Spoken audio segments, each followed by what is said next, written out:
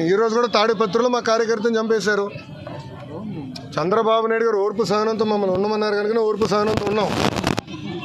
Law and order maintain చేయమన్నారు కనుక మేము ఎక్కడ ఇష్యూ చేయట్లా. మంగళగిరిలో కూడా లా అండ్ ఆర్డర్ ఉండాలి, నేను ఇష్యూ చేయట్లా. నాకు 2 నిమిషాలు చెప్తున్నా. నేను మిమ్మల్ని అడుగుతున్నా, ఎక్కడండి వైకాపా కార్యకర్త? ఎవరికి దెబ్బ తగిలింది?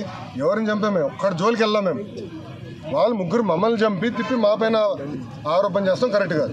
రుషికొండ ప్యాలెస్ బహిర్గతమైంది ఏంటి సార్? 500 కోట్లు ఇంకా మీరు మొత్తం చూడలేదు, ఇంకా చాలా ఉన్నాను. ఇంకా ముఖ్యమంత్రి గారు దానిపైన నివేదిక అడిగారు.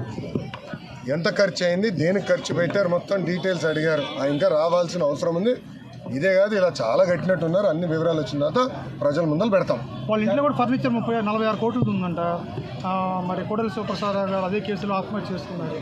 అదంతా అధికారులు వాళ్ళ ప్రాసెస్ వాళ్ళు ఫాలో చేసుకుంటారు. Thank you sir. గంజాయి కేసులు గతంలో ఎక్కడికక్కడ ఆపేశారు, అంటే దొరికినట్టు పట్టుకున్నారు కానీ లోపలికి వెళ్ళారు. అసలు నేను గంజాయి విషయంలో కఠినంగా వ్యవహరించమని మంగళగిరి నియోజకవర్గంలో ఉన్న పోలీసు సిబ్బందికి నేను ఆదేశాలు జారీ చేశాను. మొదటి 100 రోజుల్లో గంజాయి ఫుల్ స్టాప్ పెట్టాలని నేను చెప్పాను. ప్రత్యేకంగా నేను డీజీ గారిని కలిసి హోంమంత్రి గారిని కూడా కలిసి నిన్న రాత్రి కూడా హోంమంత్రి అనిత గారితో కూడా మాట్లాడటం జరిగింది. పాదయాత్రలో గంజాయి వల్ల కుటుంబాలు ఎలా నాశనం అయినాయో నేను చూశాను. మీరు కఠినంగా వ్యవహరించాలని ఆమెను కోరాను. మేడం గారు కూడా సమీక్ష పెడతాన్నారు, సభ్యుతో రివ్యూ చేస్తా అన్నారు. ప్రజలందరూ చూస్తారు కదా, మొదటి 100 రోజులు గంజాయికి ఫుల్ స్టాప్ పెట్టే బాధ్యత తెలుగుదేశం, జనసేన, భారతీయ జనతా పార్టీ ప్రభుత్వం తీసుకుంటుంది. మంగళగిరి అభివృద్ధి మీద మీరు ఎలా కట్టుకోండి? మంగళగిరి అభివృద్ధి చాలా హామీలు ఇచ్చారు స్వామి. 10 రోజులు కూడా అవ్వలేదు స్వామి. అది కాదు, మీడియా మిత్రులందరూ వెళ్ళి 10 సంవత్సరాలుగా పనిచేసిన శాసనసభ్యుడిని అడగాలి ఏం చేశారు. 10 రోజులు అవన్నీ లోకేష్ని అడిగితే ఎట్లా ఉంటుంది స్వామి? నాకు 5 సంవత్సరాలు గెలిపించారు. ఫస్ట్ భూములు దశాబ్దాలుగా ప్రజలు నివసిస్తున్న భూముల్ని రెగ్యులరైజ్ చేసి శాశ్వత భూ హక్కు కల్పించాలి. మొదటిగా నేను హామీ ఇచ్చే దానికి కట్టుబడినా. డ్రైనేజ్, రోడ్లు ఏర్పాటు చేయాలని గతంలో నేను హామీ ఇచ్చాను, ఏర్పాటు చేస్తాము. ఇంతేకాకుండా స్వర్ణకారులకి ఇక్కడ గోల్డ్ క్లస్టర్ ఏర్పాటు చేస్తాను, హామీకి కట్టుబడినా. దాదాపు ఒక 10 కీలకమైన హామీలు ఇచ్చిన వ్యక్తి మీ లోకేష్. తప్పనిసరిగా ఒక పద్ధతి ప్రకారం చేసుకుంటూ వెళ్తాను. ఇంకా శాసనసభ్యుడిగా ఇంకా మేము ప్రమాణ స్వీకారం చేయలేదు, అది ఈ వారం జరుగుతుంది. ఇంకా నేను రివ్యూలు చేయలేదు. ఎంటీఎంసీ కానివ్వండి, ఇతర ఎనర్జీ డిపార్ట్మెంట్ కానీ, వ్యవసాయ శాఖతో కానీ. ఈ రోజు కూడా తాడిపత్రిలో మా కార్యకర్తను చంపేశారు.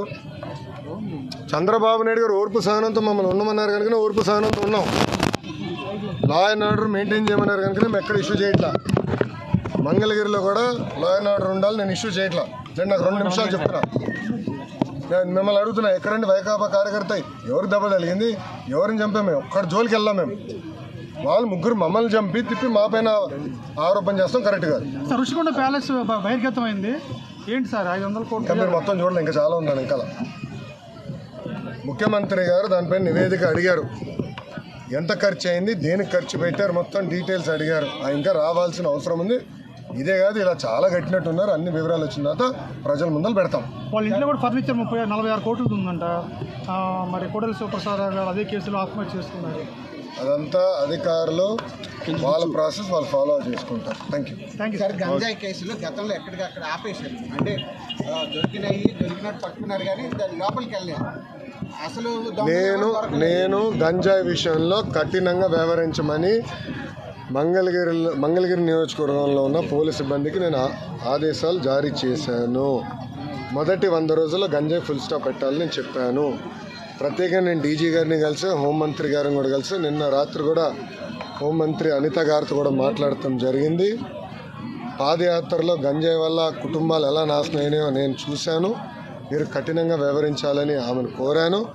మేడం గారు కూడా సమీక్ష పెడతాన్నారు, సభ్యుతో రివ్యూ చేస్తా అన్నారు. ప్రజలందరూ చూస్తారు కదా, మొదటి 100 రోజులు గంజాయికి ఫుల్ స్టాప్ పెట్టే బాధ్యత తెలుగుదేశం, జనసేన, భారతీయ జనతా పార్టీ ప్రభుత్వం తీసుకుంటుంది. మంగళగిరి అభివృద్ధి మీద మీరు ఎలా కట్టుకోండి? మంగళగిరి అభివృద్ధి చాలా హామీలు ఇచ్చారు స్వామి. 10 రోజులు కూడా అవ్వలేదు స్వామి.